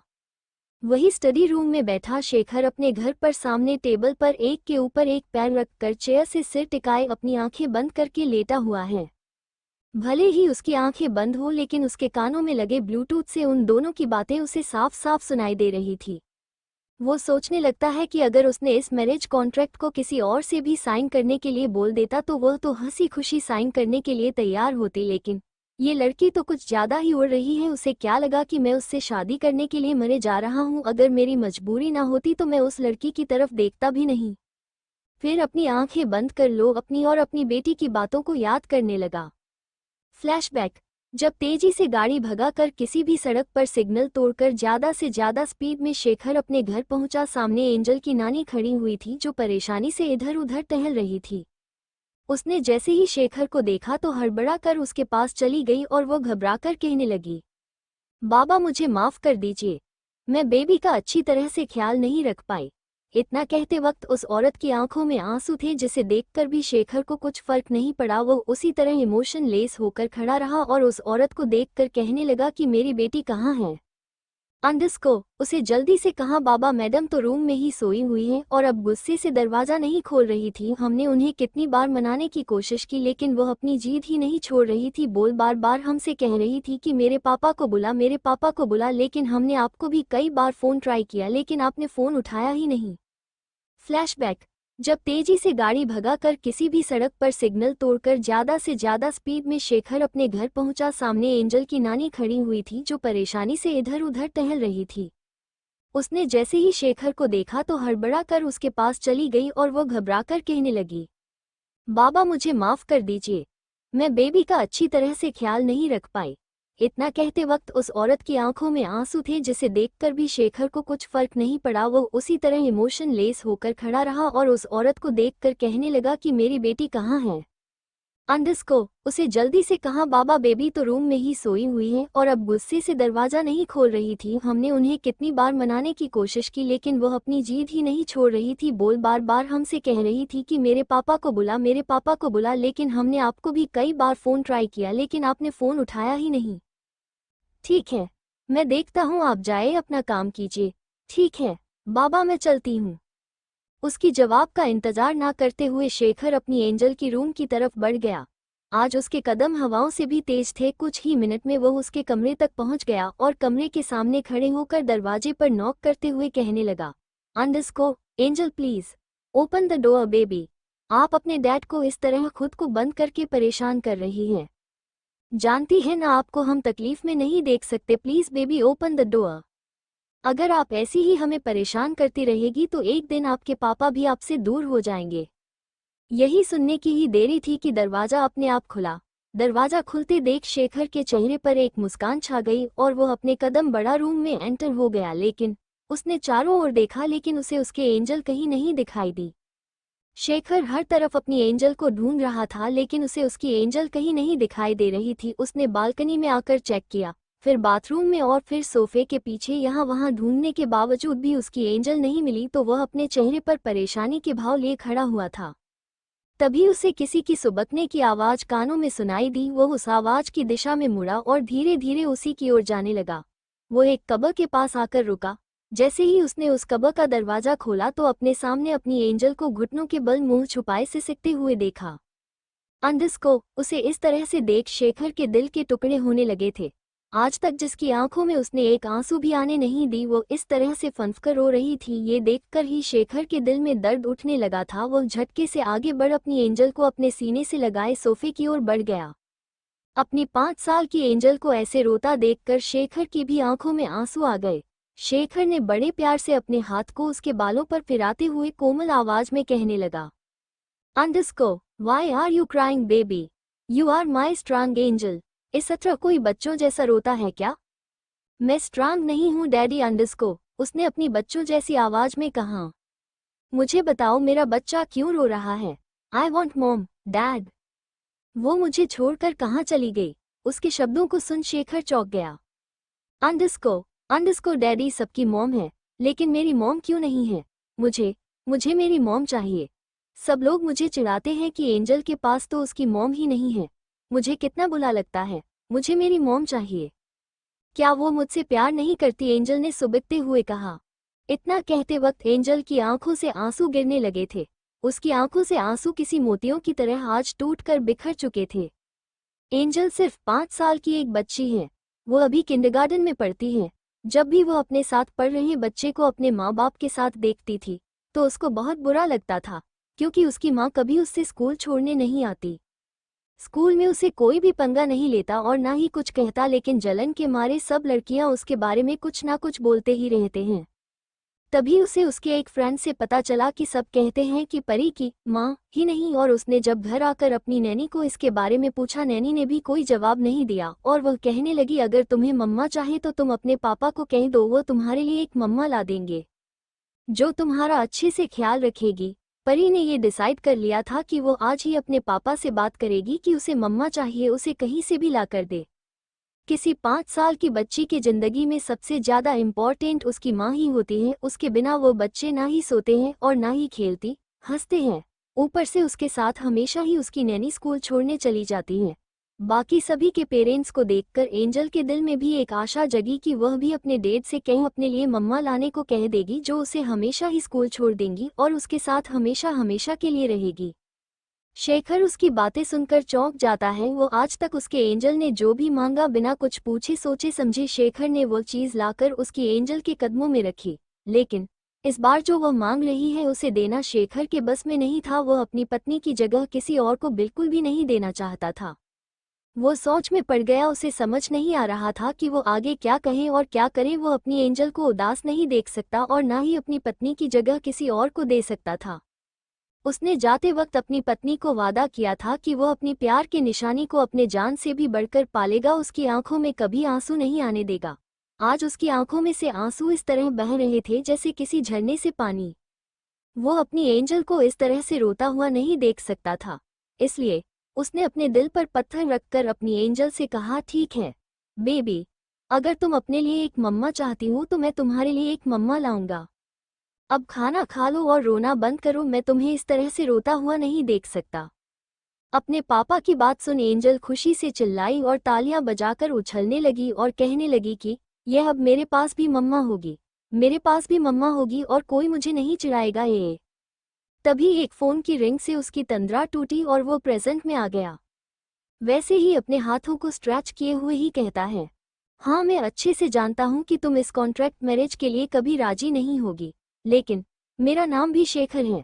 मैं कभी भी अपनी बेटी की आंखों में आंसू नहीं देख सकता और इस वक्त मेरे लिए तुमसे बेहतर अच्छा ऑप्शन कोई नहीं है, क्योंकि तुम मुझसे और मैं तुमसे बेहिसाब नफरत करते हैं और तुमसे ही मैरिज करने का यही एक रीजन है कि तुम मुझसे कभी प्यार नहीं करोगी और ना ही कभी मेरे करीब आने की कोशिश करोगी। तुम सिर्फ उस घर में मेरी बेटी की माँ बनकर रहोगी और उससे एक माँ का प्यार दोगी। इसके लिए मुझे तुम्हें अपनी बीवी क्यों ना बनानी पड़े। लेकिन इस गलतफहमी में मत रहना मिस रामिया कि मैं तुमसे कभी प्यार करूंगा या फिर कभी अपनी पत्नी की जगह तुमको दूंगा। मेरे दिल में तुम्हारे लिए सिर्फ एक ही एहसास है, वो भी नफरत का। इतना कि वो अपने चेयर से खड़ा हो दरवाजे की तरफ बढ़ने लगता है और उसी रूम की तरफ चला जाता है जहां पर उसने रामिया को बांधे रखा था। अंडस्को तरुण दिया को बाहों में ले बिस्तर पर लेटा देता है और अपने असिस्टेंट को कॉल कर फीमेल डॉक्टर को बुलाने को कह देता है। कुछ ही वक्त में फीमेल डॉक्टर अपनी टीम के साथ रूम में इंटर करते हैं और बिस्तर पर लेटी लड़की को एक नज़र देखकर तरुण की तरफ मुड़कर कहती है, अंडस्को क्या आप कुछ वक्त के लिए बाहर जा सकते हैं? मुझे आपकी वाइफ का चेकअप करना है। डॉक्टर एक उम्रदराज औरत थी जिसकी उम्र लगभग 50 साल की होगी, लेकिन उसके चेहरे के झुर्रियों को देखकर ही साफ साफ पता चलता है कि वो अपने जवानी में बहुत खूबसूरत होगी। उसकी बातों में एक प्रकार का कॉन्फिडेंस झलक रहा था जिसे सुनकर ना चाहते हुए भी तरुण को रूम से बाहर जाना पड़ा। डॉक्टर नीलिमा दिया का चेकअप कर लेती हैं और वो कुछ वक्त बाद अपनी टीम के साथ बाहर निकल आती है और बाहर निकलते ही उसके सामने तरुण खड़ा होता है और उससे कहता है कि अंडस्को और डॉक्टर, एवरीथिंग इज फाइन। क्या हुआ है मेरी वाइफ को, क्यों ऐसी वो बेहोश हो गई? उसकी बातें सुनकर डॉक्टर नीलिमा अपनी टीम को इशारा करती है। जैसे ही इशारा मिलता है उसकी टीम बाहर जाने लगती है। फिर अपने आंखों के चश्मे को एडजस्ट करते हुए नीलिमा जी तरुण की तरफ देखकर कहती है, अंडस्को मिस्टर कपूर, शायद आपने अपनी वाइफ को कुछ ज्यादा ही स्ट्रांग समझ लिया था, लेकिन चिंता की कोई बात नहीं है। मिसेस कपूर आपकी पावर को झेल नहीं पाई, इसलिए वह बेहोश हो गई। अगली बार इस चीज का ध्यान रखिए। मैंने उन्हें इंजेक्शन दे दिया है, कुछ घंटे में उनको होश आ जाएगा। तरुण कपिल की तरफ इशारा कर कर कहता है, इन्हें बाहर तब छोड़ आओ। तरुण डॉक्टर की बात को सुन रहा था। उसे अब एहसास हुआ कि उसने हद से ज्यादा फोर्स यूज किया था, जिससे कि दिया उसके फोर्स को बर्दाश्त नहीं कर पाई और वही बेहोश हो गई। तरुण आगे बढ़ बिस्तर पर लेटी लड़की यानी दिया की तरफ जाता है और उसके बालों पर अपना हाथ फेरा उसके माथे को अपने होठों से चूम लेता है और कहता है, आई एम सॉरी बेबी, मेरे वजह से तुम्हें बहुत पेन हो रहा है, लेकिन मैं क्या करूं, जब भी तुम मेरे सामने आती हो तो मैं खुद को रोक नहीं पाता और अपने आप पर से काबू खो देता हूं और फिर तुम्हें दर्द पहुंचा ही देता हूं। लेकिन अगली बार इस चीज का मैं ध्यान रखूंगा, तुम्हें ज्यादा परेशान न करूं। अंधेरे कमरे में एक लड़का अपने राउंडेड चेयर पर बैठकर अपनी आंखें मूंद गहरे विचारों में खो गया था। उसके पास खड़ा असिस्टेंट अपनी आंखों को बढ़ाकर अपने ही बॉस को देख रहा था और अपने मन में कहता है, अंडस्को अगर बॉस आपको इतनी ही नींद आ रही है तो आप कमरे में जाकर आराम कीजिए, यहाँ पर मेरा जीना हराम क्यों कर रहे हैं? क्या सोचा था, क्या हो गया? सोचा था एक बहुत बड़े बिजनेसमैन का असिस्टेंट बनाऊंगा, और बना तो बना किसका, इस सनकी आदमी का जो अगले ही पल कुछ और दूसरे ही पल कुछ और नजर आता है। गिरगिट भी इतना रंग नहीं बदलता, इतना ये आदमी बदलता है। अंडस्को अगर मेरी बुराई हो गई हो तो कुछ काम की बात कर ले, मैंने तुम्हें कुछ पता करने के लिए कहा था, उसका क्या हुआ? यस बॉस, मैडम स्विट्जरलैंड गई है। क्यों? क्यों? क्या? क्यों? इस पागल इंसान को क्या लगता है? क्या वो मुझे जाने से पहले बता कर गई है, जो मुझे मालूम होगा कि वो क्यों स्विट्जरलैंड गई हैं? ये भी इसे समझ में नहीं आता क्या? अगर उसे बताकर ही जाना होता तो कब का बता कर चली जाती। मैम आपकी ना ही दोस्ती है और ना ही आपका उनके साथ कोई करीबी रिश्ता, आखिर क्यों वो आपको बताकर जाएगी कि वो स्विट्जरलैंड क्यों जा रही है? और ये पागल इंसान कब से मेरा दिमाग खाए जा रहा है? वो अपने मन में बड़बड़ा ही रहा था कि तब उसके कानों में दिल दहला देने वाली आवाज़ सुनाई दी, तुम्हें किसी ने बताया नहीं कि मेरे सामने आइंदा से अगर ज्यादा दिमाग चलाने की या बोलने की कोशिश की तो तुम अगला दिन नहीं देखोगे, और जो तुम अपने मन में मेरे खिलाफ जो भी शब्द कह रहे हो ना, कहीं ये तुम्हारे मामले में सही ना हो जाए। नहीं बॉस, नहीं, मैं आपके बारे में कुछ नहीं सोच रहा था। अपने हाथों की 2 उंगलियों से अपना माथा मसलते हुए बोलता है, अंडस्को ठीक है, जाने दो उसे। वो आज नहीं तो कल मेरी हो ही जाएगी। तुम कंपनी की अपडेट्स बताओ। सर हमारे पास एक अच्छा मौका है, हम क्यों ना मिश्रा कॉरपोरेशन के साथ हाथ मिलाएं। मैंने कुछ वक्त पहले ही सुना था कि तरुण ने उनके साथ सभी प्रोजेक्ट करने से मना कर दिया था। इसका रीजन तो अब तक सामने नहीं आया, लेकिन मैंने सब कुछ इन्फॉर्मेशन निकाल ली है। अंडस्को मिस्टर मिश्रा की बेटी समायरा काफी दिनों से तरुण पर चांस मार रही थी। वो कपूर कंपनी में 20% शेयर के शेयर होल्डर भी हैं, लेकिन इसके बावजूद तरुण ने बिना सोचे समझे उनसे कंपनी के साथ कुछ भी प्रोजेक्ट करने से मना कर दिया और मिस समायरा को भी अपनी केबिन से इंसर्ट करके निकाल दिया था। तब से मिस समायरा तरुण से बदला लेना चाहती हैं ये हमारे लिए भी एक सुनहरा मौका साबित होगा। हम मिस समायरा के साथ हाथ मिलाकर तरुण के खिलाफ एक बहुत बड़ा जाल तैयार कर सकते हैं और इसकी भनक तरुण को कभी नहीं चलेगी। तुम्हें क्या लगता है राजेश, मैं कौन हूँ? एक बेवकूफ़ या फिर एक ऐसा इंसान जो अपनी मंजिल को पाने के लिए एक लड़की से हाथ मिलाएगा? अंडस्को, तुम्हें मैं एक कहावत बताता हूँ। बिल्ली आंखें बंद करके दूध पीती है तो उसे लगता है कि उसे कोई देख नहीं रहा, जबकि वो सबकी नज़र में होती है।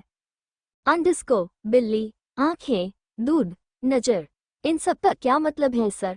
मुझे कुछ समझ में नहीं आ रहा, आप क्या कह रहे हैं? क्या आप मुझे इसका मीनिंग समझाएंगे? वो अपना सर को खुजलाते हुए कहता है। कुणाल थोड़ा हंसकर कहता है, एक बिल्ली को अगर ऐसा लगता है कि उसे दूध पीता हुआ कोई नहीं देख रहा, लेकिन इसके बावजूद सबकी नज़र उसके ऊपर ही होती है, लेकिन वो अपनी आंखें बंद कर ऐसे दूध पीती है जैसे मानो कोई उसे देख ही नहीं रहा। अंडस्को, वो तो क्या आप खुद को ही बिल्ली समझ रहे हैं?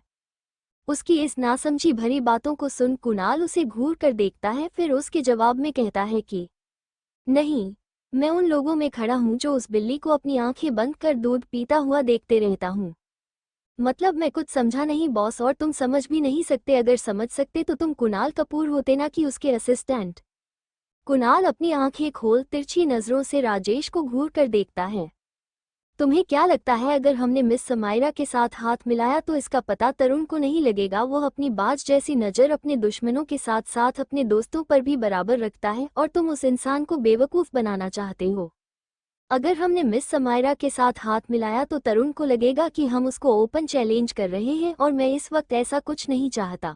मैं अभी उसके सामने अपने इरादे जाहिर नहीं करना चाहता। हाँ, मैं उससे सब कुछ छीनना जरूर चाहता हूँ, लेकिन अपने दम पर उसे भी तो पता चले कि कुणाल कपूर है कौन। सही कहा आपने बॉस, उसे भी पता चलना चाहिए कि आप कौन हैं। फिर अपने मन में एक पागल और सनकी आदमी, इसके अलावा कौन हो सकते हो आप? और अपनी बत्तीसी दिखाकर हंसता है।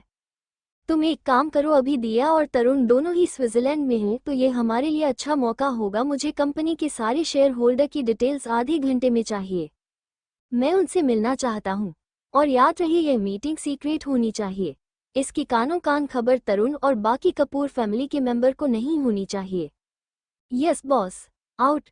फिर से अपनी आंखें बंद कर कुणाल अपने आप से ही कहता है कि तुमने मुझे ना चुनकर उस तरुण को चुना। मैं उससे तुमको इतनी दूर करूंगा कि वह तुम्हें अपनी पूरी जिंदगी में कभी नहीं ढूंढ पाएगा। कुणाल को तुम अब तक पहचान नहीं पाई। जिस कुणाल को तुमने जाना वो सिर्फ एक बेवकूफ़ इंसान था, जो पैसों और पावर के नशे में उसने तुम्हें छोड़ा था। लेकिन अब जो कुणाल तुम्हारे सामने है वो सिर्फ तुम्हारे लिए पागल है, और तुम्हें पागलों की तरह चाहता है, और एक पागल इंसान अपने प्यार को पाने के लिए कुछ भी कर सकता है। फिर वहां से उठकर एक सीक्रेट रूम में चला जाता है जहां पर दिया की ढेर सारी तस्वीरें थी, लेकिन वो वैसी नहीं थी जैसे अब की दिया दिखती थी।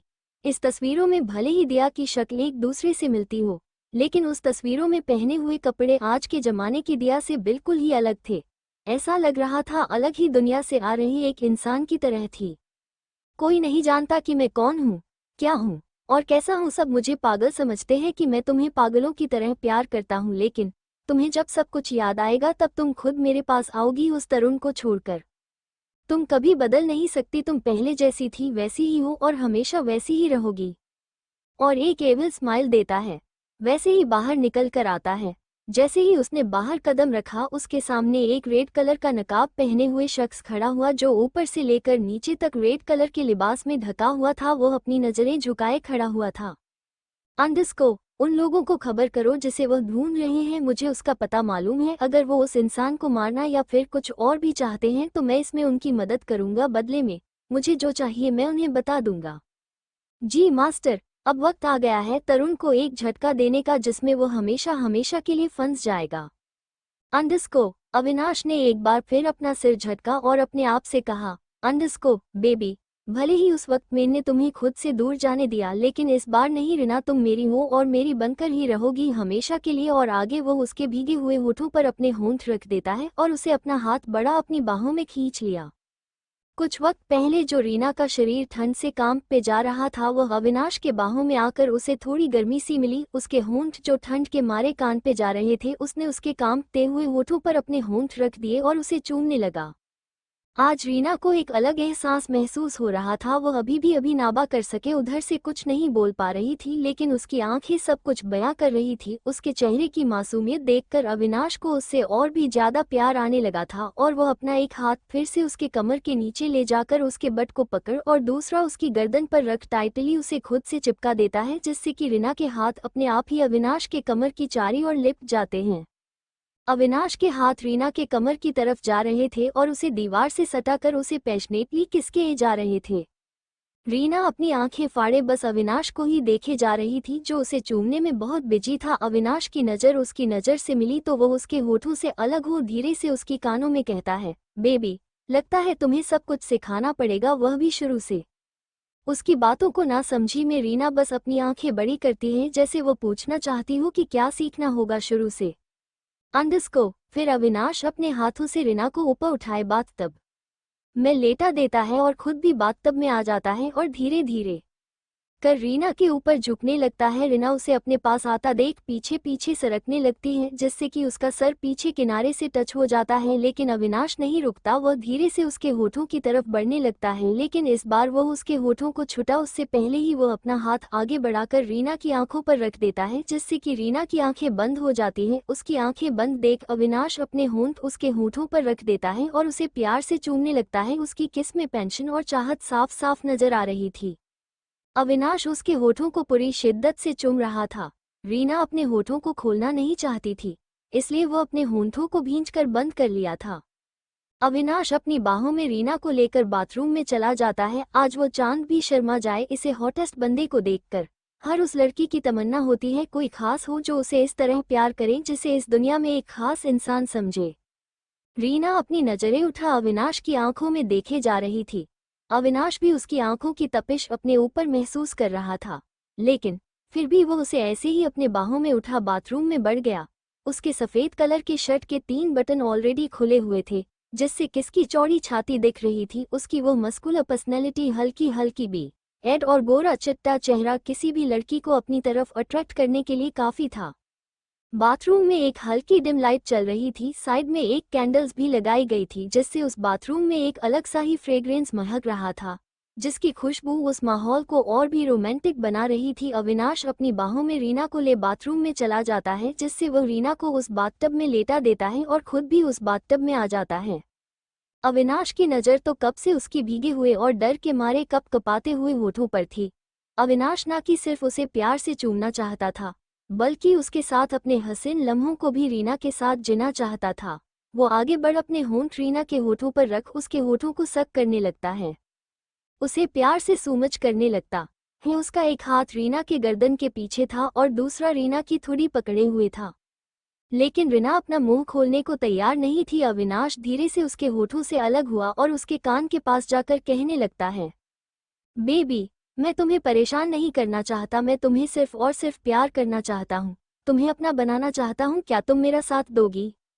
आई नो, मैंने इससे पहले बहुत कुछ किया है जिससे तुम्हें सिर्फ और सिर्फ तकलीफ ही मिली है, लेकिन मैं तुम्हें उससे भी ज़्यादा प्यार करना चाहता हूँ जिससे कि तकलीफ थोड़ी कम हो जाए। तुम्हें तकलीफ मैंने दिए थे, अब मैं तुम्हें उससे कई गुना ज़्यादा प्यार करना चाहता हूँ, तुम्हें वो हर खुशी देना चाहता हूँ जिससे कि तुम मेरे साथ रहो, मुझे अपना हो।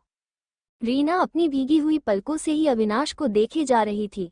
उसका डर फिर से उसके ऊपर हावी होने लगा, ना चाहते हुए भी उस ओर चला गया और फिर अपनी आंखें बंद कर ली। फिर उसके कानों में लड़के की आवाज गूंजी, अंडस्को, तुम जैसी लड़कियां सिर्फ और सिर्फ पैसों के लिए एक अमीर आदमी के बिस्तर पर सोने के लिए एक ही पल में तैयार हो जाए। तुम लोगों को सिर्फ और सिर्फ पैसे से मतलब होता है ना? तुम जैसी लड़कियों की फितरत ही ऐसी होती है, अमीर लड़का देखा नहीं लाल टपकाना शुरू कर देती हो। तुम यही मकसद लेकर मेरे पास आई थी ना, कि तुम मुझे बहकाओ और फिर मैं तुम्हें बिस्तर पर लेकर जाऊं, तो चलो मैं तुम्हारी तमन्ना आज पूरी कर देता हूं।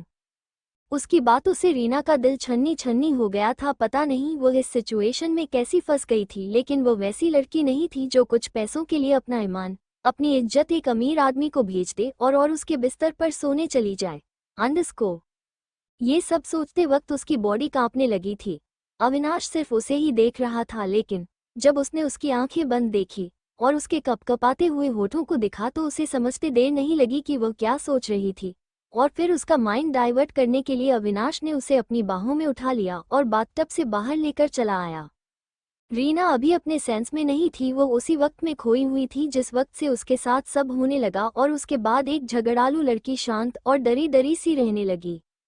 अविनाश ने रीना को अच्छे से बेड पर लेटा या फिर उसके पास बैठकर उसके होठों पर उंगली फिराने लगा और कहने लगा कि अंडस्को, मैं जानता हूँ मैंने तुम्हें बहुत तकलीफ दिए हैं, लेकिन उन बुरी यादों से तुम्हें दूर रखने के लिए मैं कुछ भी कर सकता हूँ। उस यादों को तुम्हारे आसपास भी भटकने नहीं दूंगा जिससे तुम्हें इतनी तकलीफ हो रही थी। मेरी लाइफ में तुम लड़की हो जिसे मैं पाना चाहता हूँ, उसे अपना बनाना चाहता हूँ। आई प्रॉमिस तुम्हारे सिवा मेरी जिंदगी में और कोई नहीं होगा।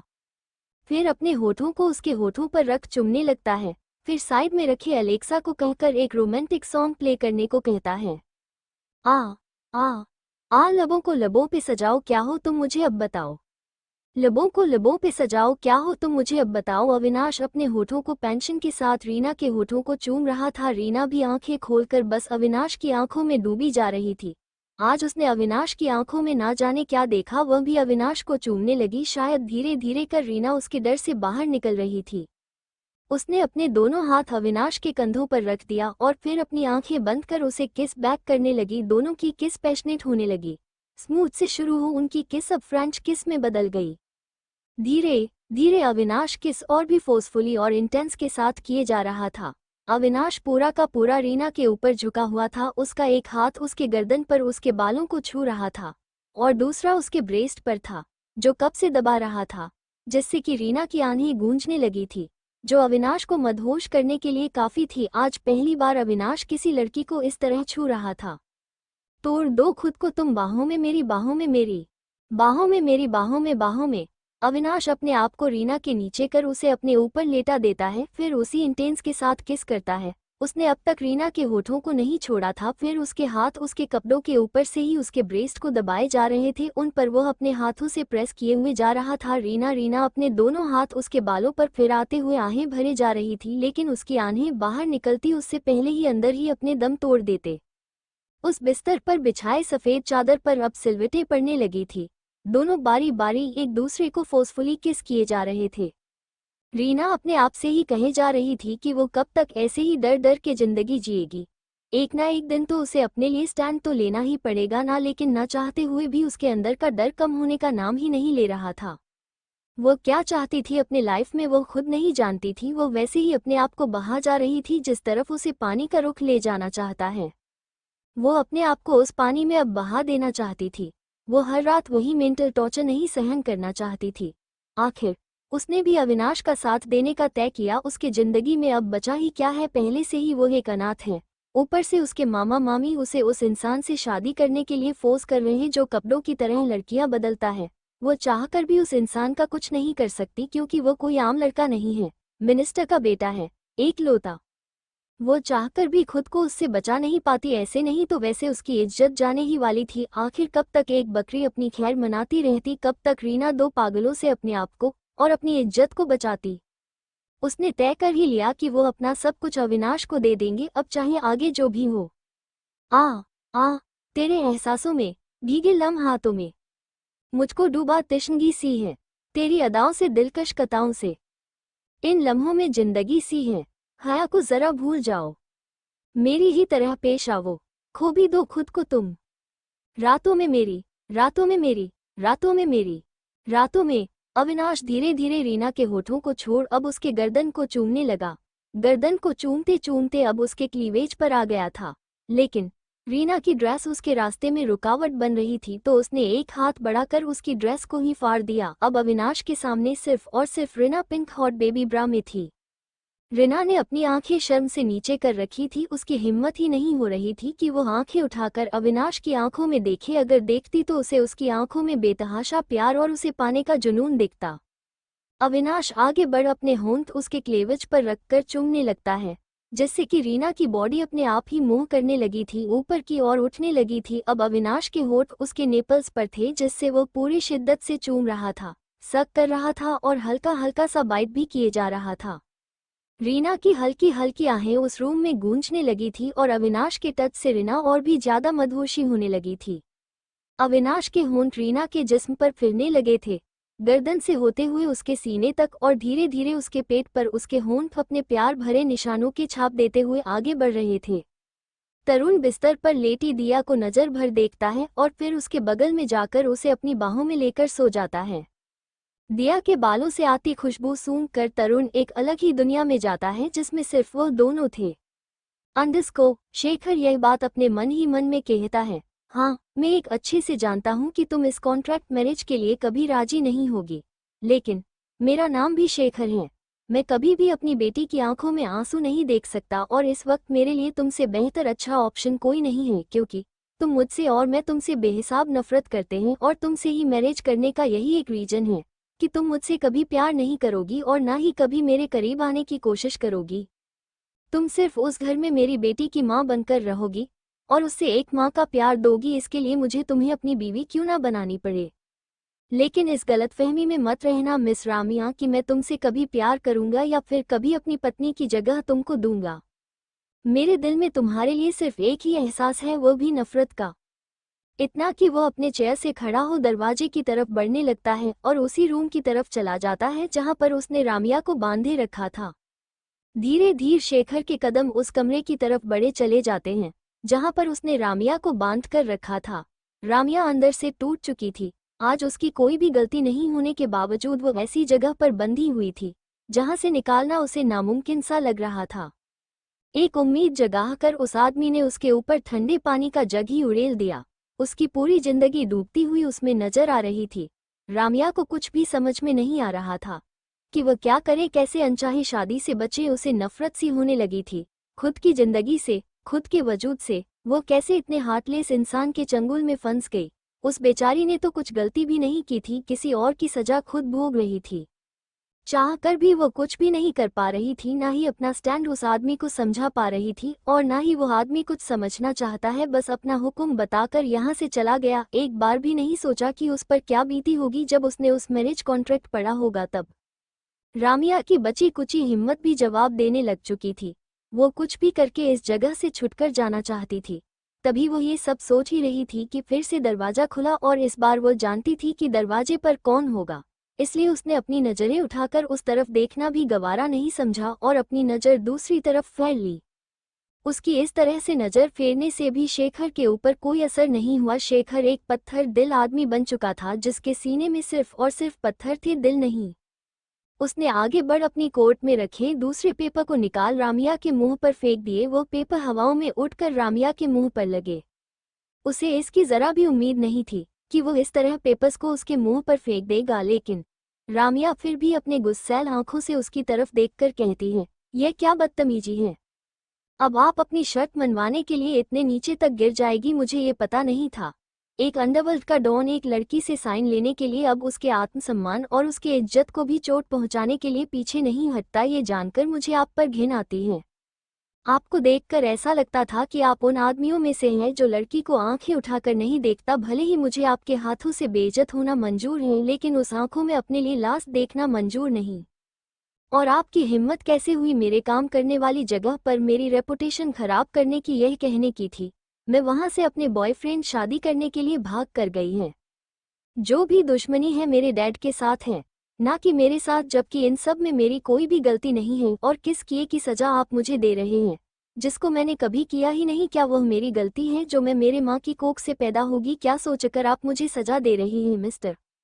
चंद कागजों के टुकड़े मेरे मुंह पर फेंक देने से हकीकत नहीं बदल सकती। अगर आपकी अय्याशों के लिए कोई लड़की चाहिए थी तो आप किसी को भी अपने लिए ढूंढ लेते, लेकिन मुझे नहीं। मैं मर भी जाऊंगी ना तो भी मैं आपसे शादी नहीं करूंगी, यही याद रखना। उसकी बातों को सुन शेखर गुस्से में आ गया था। वह अपने दांत पीसते हुए उस लड़की की तरफ देखकर कहता है, तुम्हारी हिम्मत कैसे हुई मुझे ये सब कहने की? तुम्हें क्या लगता है कि मुझे आशियां करने के लिए तुम्हारी जरूरत है? तुम अपने आप को क्या समझती हो, किसी हूर की परी या अप्सरा? और रही बात मेरी तुमसे शादी करने की, तो मेरी एक मजबूरी के तहत मैं तुम जैसी लड़की से शादी कर रहा हूँ, नहीं तो मैं तुम जैसी लड़की की तरफ आंख उठाकर भी ना देखूं। एक बार फिर से कह रहा हूँ कि साइन करो इन पेपर्स पर, वरना मुझे इन पेपर पर साइन करवाना अच्छे से आता है। मैं तुम्हारे साथ कोई जबरदस्ती नहीं करना चाहता। और रही बात तुम्हें छूने की, तो उसकी चिंता तुम मत करो। शेखर का इतना नीचे का स्टैंडर्ड नहीं है कि वो तुम जैसी लड़कियों को छुए। मेरी सिर्फ एक चुटकी बजाने की देरी और यहाँ लड़कियों की रांगे लग जाएगी। मैंने तुम्हें एक अच्छा मौका दिया है यहाँ से जाने का। उस कॉन्ट्रैक्ट में साफ साफ लिखा है कि तुम सिर्फ और सिर्फ मेरी 1 साल के लिए ही बीवी बनकर मेरे साथ रहोगी। उसके बाद तुम इस कॉन्ट्रैक्ट को खत्म करके यहाँ से जा सकती हूँ। अगर तुमने इन 1 साल में ऐसा कुछ भी किया और उस कॉन्ट्रैक्ट को तोड़ने की कोशिश भी की तो तुम्हें पेनल्टी के तौर पर 10 करोड़ रुपए मुझे देने पड़ेगी।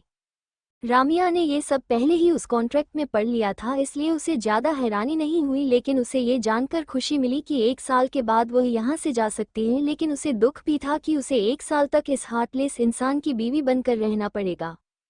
क्या उसके बाद तुम सच में मुझे जाने दोगे? रामिया ने बड़े ही एक्साइटेड होते हुए ये सवाल शेखर से पूछा था। शेखर उसके चेहरे की खुशी देखकर भी कुछ नहीं बोला। उसे कुछ ना बोलता देखकर रामिया ने भी कहा, अगर तुम मुझे ये कॉन्ट्रैक्ट में लिख कर दोगे तभी मैं तुम पर यकीन करूंगी कि तुम मुझे 1 साल बाद यहाँ से जाने दोगे। और हाँ, उस कॉन्ट्रैक्ट में भी अच्छे से मेंशन करना कि तुम इन 1 साल में मुझे कभी भी हाथ नहीं लगाओगे, ना ही कभी मेरे करीब आओगे। अगर ये सब तुम्हें मंजूर है तो ही मैं इस कॉन्ट्रैक्ट पर साइन करूँगी, नहीं तो भूल जाना कि मैं इस कॉन्ट्रैक्ट पर साइन करूँगी। ठीक है, मुझे मंजूर है। शेखर ने अपने अपने कसकर दांत बींचकर ये सब कहा कि वही जानता था कि ये सब कहने के लिए उसे कितनी तेज अपने हाथों की मुट्ठी बांध ली थी, जिससे कि उसके हाथों की नशे भी उभर कर आने लगी थी। उस लड़की को क्या लगता है कि मैंने से शादी उसे हाथ लगाने के लिए की है या फिर कुछ और? वो खुद को समझती क्या है जो इस तरह से कॉन्ट्रैक्ट बना रही है? क्या मैं उसको कोई है अय्याश आदमी देखता हूँ, या फिर ऐसा जो किसी भी लड़की के साथ जबरदस्ती करूँगा? अगर मेरी मजबूरी ना होती तो इस लड़की की तरफ देखता तक नहीं। जिस लड़की को मैं यहाँ सजा देने के लिए लाया हूँ वही मेरे सिर पर नाच रही है। लेकिन कोई बात नहीं, एक बार शादी हो जाने दो, उसे पता चलेगा कि शेखर कौन है और उससे पंगा लेने का क्या हश्र होता है। 1 साल बस इस कॉन्ट्रैक्ट खत्म होने का टाइम है ना। उस 1 साल में मैं तुम्हारी जिंदगी इतनी मुश्किलों भरी बना दूंगा कि तुम उस दिन को कोसोगी जिस दिन मैंने तुम्हारे जिंदगी में दस्तक दी। तब जाकर तुम्हें पता चलेगा कि अनडबल डॉन से उलझना किसे कहते हैं। अंडरस्को यहाँ अपने प्यार के चरण में डूबे प्यार के पंछी एक दूसरे में ही डूबे हुए जा रहे थे। अविनाश धीरे धीरे करके अपने होंठ रीना के पेट की तरफ ले जाने लगा था और उसे प्यार से चूमने लगा था। रीना की सिसकियां भी उस रूम में गूंजने लगी थी। वह चाहकर भी खुद पर काबू नहीं रख पा रही थी और आहें भरे जा रही थी, जिससे कि अविनाश और भी ज्यादा मदहोश हुई जा रहा था। अविनाश का हाथ धीरे धीरे रीना के जिस्म पर चलने लगा था, वह भी अब उसमें डूबता ही जा रहा था। अपने प्यार के निशान रीना के जिस्म पर देखकर वह और भी ज्यादा एक्साइटेड हुए जा रहा था और उसमें से रीना की मदहोशी भरी सिसकियां अविनाश को उसमें में समा जाने को कह रही थी। रीना के हाथ अविनाश के बालों को सहला रहे थे। जैसे जैसे अविनाश नीचे जा रहा था वैसे वैसे उसके हाथ अविनाश की बालों पर कसे जा रहे थे और वह उसे उसने आप से जोड़ने की कोशिश की जा रही थी। उसकी हरकतें देखकर अविनाश के होठों पर एक स्माइल आ गई जो वो कब से अपने अंदर दबा रहा था। To be continued.